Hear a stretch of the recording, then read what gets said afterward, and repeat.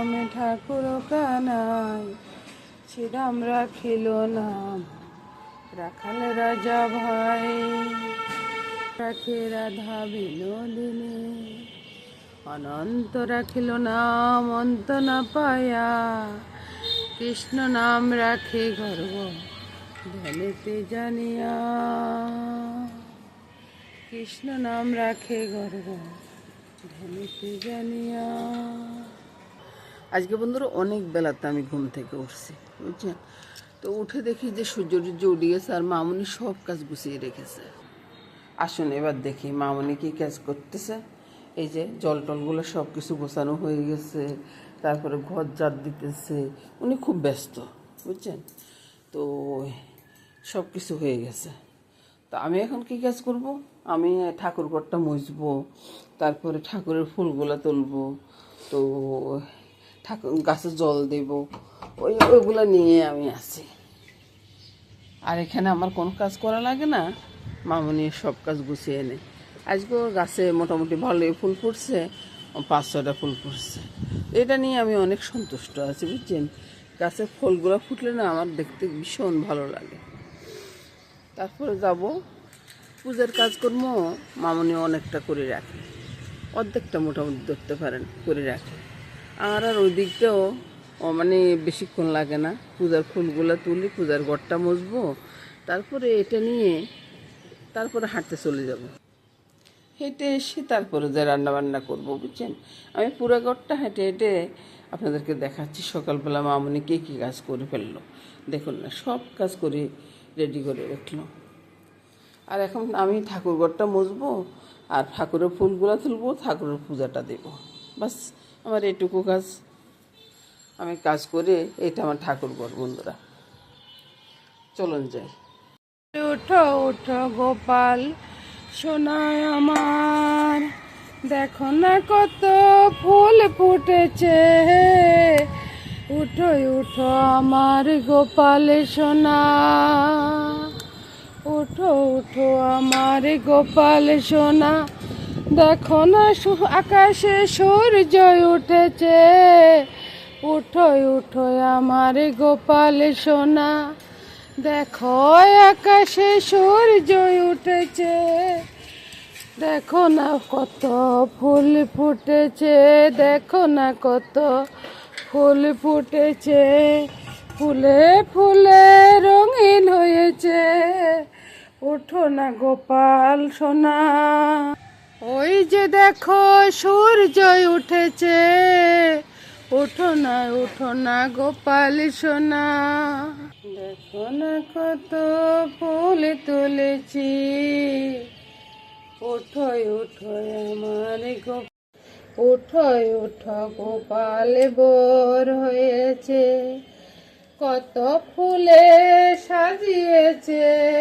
উঠো উঠো সাজায়, সাজো সাজো গোপাল তোমারে সাজায়। সাজো সাজো গোপাল তোমারে সাজায়। ফুল চন্দন তুলসী দিয়ে সাজো সাজো গোপাল তোমারে সাজায়। ফুল চন্দন তুলসী দিয়ে সাজো সাজো গোপাল তোমারে সাজায়। ফুল চন্দন তুলসী দিয়ে সাজো সাজো গোপাল তোমারে সাজায়। আমার গোপাল সোনাটা দেখা যাচ্ছে না, না? গোপাল সোনা ফুল চন্দন তুলসী দিয়ে সাজবো গোপাল। চন্দন তুলসী দিয়ে কি দিয়ে সাজাবো গোপাল সোনা, কি দিয়ে সাজাবো গোপাল সোনা। হ্যাঁ চলো, হেঁটে বাজার করতে করতে চলে আসলাম, বুঝছেন। বাজার করে নিয়ে আসলাম ময়লা মাছ নিয়ে আসলাম, এখনো ঢালা হয়নি, বুঝছেন। ঢেলে নিই, তারপরে আরও অনেক কিছু নিয়ে আসছি বন্ধুরা। ওই যে শাক, লাল শাকটা আজকে পাক করবো না, আজকে লাল শাক পাক করবো না, বুঝছেন। তো লাল শাকটা আজকে রেখে দিব, কালকে একটু নিরামিষ আছে। কালকে আমার গুরুদেবের দিবসই তো, ওই জন্য নিরামিষ আছে। তো কালকে আর নিরামিষ খাবো, ওই জন্য কালকে সবকিছু নিরামিষ তরকারি পাক হবে। আজকে একটু সিম ভর্তা হবে। হ্যাঁ বলো। আর ওই যে ময়লা মাছটা রান্না করবো আর কি। এই যে আমার ভাই আসছে আমার সাথে একটু দেখা করতে। এবার আপনারা দেখা করেন, হাই বলো, হাই বলো, হাই বলো, হাই। হ্যাঁ, যে আমরা গোপাল টোপাল করে জাগাইছি, গান গেয়ে গিয়ে জাগাইছি, সেই গানটা শুনবেন, কিন্তু মনোযোগ দিয়ে শুনবেন। নমস্কার বন্ধুরা, দেখতে থাকুন। রান্না করে চলে এলাম, সকালবেলা জলখাবার রেডি করবো। সকালবেলা তো প্রতিদিন আর রুটি খেতে ইচ্ছে করে না, প্রতিদিন বড়টাও খেতে ইচ্ছে করে না। মাঝে মধ্যে একটু স্যান্ডউইচ খিচুড়ি টিচুড়ি হইলে ভালো হয় আর কি। ওই মেয়োনিজটা বানাবো। মেয়োনিজের জন্য 2টা ডিম সিদ্ধ করে নিছি, তারপর সাথে গোলমরিচ, তারপরে এলাচির গুঁড়া, চিনি, একটু সামান্য একটু নুন, সাথে দিলাম তেল। এগুলোকে ব্লেন্ড করে নিয়ে আসি, তারপর দেখবেন যে খুব সুন্দর একটা মেয়োনিজ হয়ে গেছে। আচ্ছা বন্ধুরা, সাথে দিব ওই যে 2টা লঙ্কা দিয়ে দিলাম, বাস এটাতে ঝাল হয়ে যাবে। আচ্ছা বন্ধুরা, স্যান্ডউইচটা মামনি বানাচ্ছে, এই স্যান্ডউইচ বলতেছি, ওই যে মেয়োনিজটা মামনি বানাচ্ছে। আমি এখানে ডিমগুলো ফেটে নিই, ডিমের ভিতরে শুধু নুন আর একটু ওই যে হলুদ দিয়ে দিছি আর কি, আর অন্য কিছু দিয়ে নিই। এইভাবে আমি একটু ফেটে নিই আর একটু ভালো করে ফাটাবো। ডিমটা ফেটানো হয়ে গেছে, এবারে দিকে ফিরে যান বন্ধুরা। কম খরচে বন্ধুরা আমার মতো এভাবে স্যান্ডউইচটা করে নিতে পারেন, বুঝছেন? তাহলে খরচও কম হবে, ঘরে মেয়োনিজটা বানিয়ে নেবেন, কত সুন্দর মেয়োনিজ হয়ে যাবে বন্ধুরা। মেয়োনিজটা আপনাদেরকে দেখাবো, দেখানোর পরে আপনারা বুঝতে পারবেন। আর ডিমটাকে আমি এভাবে করে দিচ্ছি, কারণ হচ্ছে এটা স্যান্ডউইচ বানাবো, এটা কিন্তু মামলেট নয়, বা মামলেট বলুন আর অমলেট বলুন, এটা কিন্তু তা নয়, বুঝছেন? বাস ডিম রান্নাটা হয়ে গেছে, এবার নামিয়ে নেব। এই যে ডিম রান্নাটা নামায়, তারপরে আমি একটু ওই যে পাউরুটিটা নিলাম, পাউরুটি নিয়ে এদিকে একটু গরম করব, বুঝছেন? গরম করে ওই যে বাটারটা লাগিয়ে দিচ্ছি এইভাবে। আপনারাও চাইলে এভাবে করতে পারেন বন্ধুরা, খুব জলদি বাটারের গন্ধ আসে যাবে আর কি। আমার মতো তো এরকম তাড়াতাড়ি কাজ করবেন, আমার মতো বুদ্ধিমান কজন আছে বলুন? এই যে যেদিকে গরম হচ্ছে এদিকে বাটার লাগিয়ে দিচ্ছি, আর বাটারটা খুব সুন্দরভাবে পাউরুটিতে লেগে যাচ্ছে, বুঝছেন? তো এভাবে করবেন, এভাবে করে আর বাকিটা একটু কড়াইতে লাগিয়ে দিবেন, তাহলে দেখবেন যে বাস যতটুকু দরকার আপনার অতটুকু হয়ে গেছে। এবার ঢাকা দিয়ে রাখি দেন, চুলার আঁচটা কিন্তু কমিয়ে রাখবেন। ঢাকাটা তো দেখে নিলেন, এবার এদিকে ফিরে যান। এবার দেখুন, আহা হা, কত সুন্দর একটা বাটারের গ্রান বাইরেছে না, দারুণ স্বাদের বাটার হয়ে গেছে। এই পাউরুটিগুলো শেখা হয়ে গেছে। এবার এদিকে দেখুন, এই যে ডিমটা একবারে ঝুড়া করে নিয়েছি, বুঝছেন? হাত দিয়ে করে নিই। এই যে মেয়োনিজটা, কত সুন্দর একটা মেয়োনিজ হয়েছে বলুন তো। আর এটা খাইলে না অসাধারণ লাগে, আপনারা একবার বানাবেন। কাঁচা মেয়োনিজ তো একটু ঘিন ঘিন লাগে, আর কাঁচা ডিমের আর কি। আর এভাবে সিদ্ধ করা ডিমের যখন মেয়োনিজটা বানাবেন না, কত সুন্দর হয়ে যাবে। আপনারা চাইলে এখানে শসা, গাজর এগুলো দিতে পারেন বন্ধুরা।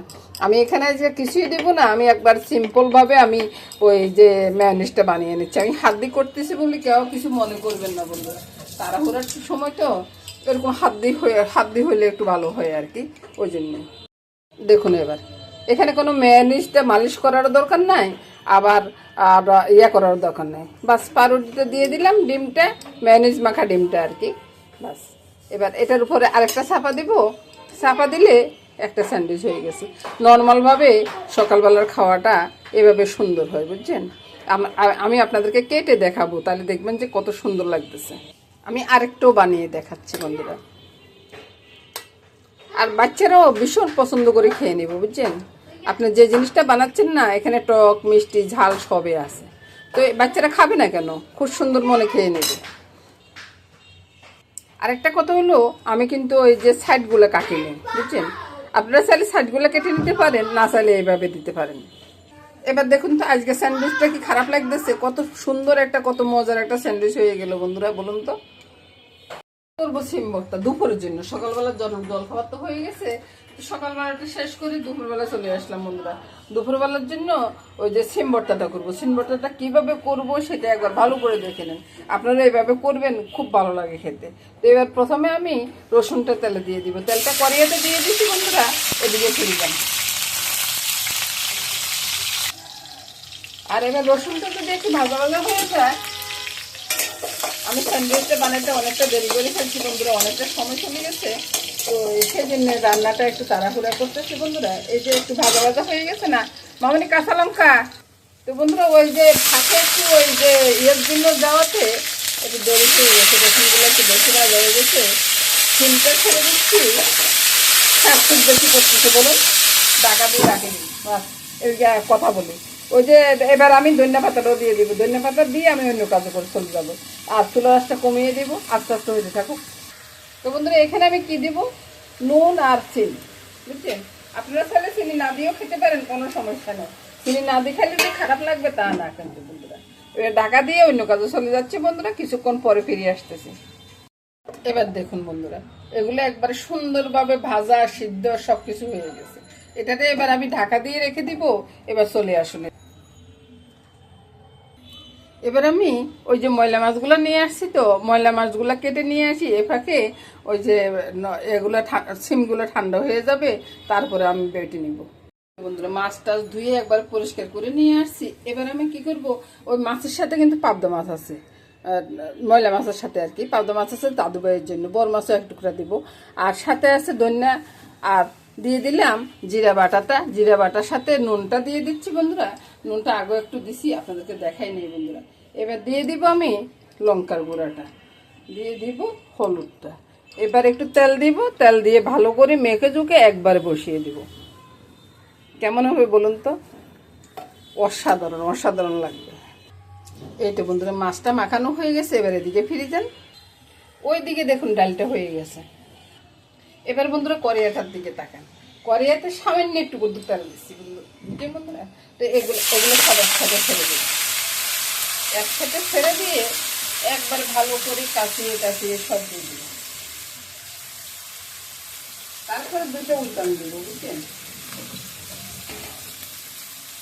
কাজের যদি থাকে না, তাহলে কাজ করতে কতক্ষণ লাগে ভাই, কাজ করতে বেশিক্ষণ লাগে না, বুঝছেন?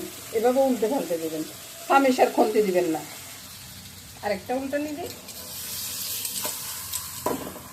আর কিছুক্ষণ রাখবো, তারপরে জলটা দেবো। নিচের পাটটা একটু বেশিক্ষণ সময় ধরে রেখে দিয়েছে, বুঝছেন? একটু ভালো করে মশলাটা কষানোর জন্য আর কি। এবার আমি ঝোলটা ছেড়ে দিই, ঝোলটা ছেড়ে দিয়ে এবার একটু কাঠি বলুন, চামিচ বলুন, যেতে বলুন, একটু নাড়াচাড়া দেবেন, বুঝছেন? নাড়াচাড়া দিয়ে এবার ঢাকা দিয়ে রেখে আমি এদিকে চলে আসবো। চলুন যাই, ভর্তাটা কীভাবে হচ্ছে সেটা দেখতে হবে না? ভর্তাটা আমি শিলপাটাতে করবো, তো শিলপাটার সব কিছু নিয়ে নিয়েছি। আগে কিন্তু একটু জিরা বাটছি আর কি, ওই যে মাছের জলে দেওয়ার জন্য।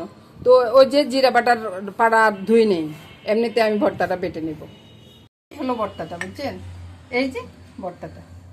আর এখন আমি একটু খেয়ে দেখবো, পাটাটা কাছে একটু খেয়ে দেখতেছি। কোনো কথা হবে না বন্ধুরা, গরম গরম ভাতের সাথে শীতের দিনে এরকম একটা সিম ভর্তা, কোনো কথা হবে না, এটা আমি বলতেই পারি। বন্ধুরা ঢাকাটা সরিয়ে দেখুন তো পছন্দ হয় কিনা। দারুণ স্বাদের একটা ময়লা মাছ রান্না হয়ে গেছে, আমাদের নোয়াখালীতে কাসকি মাছ রান্না।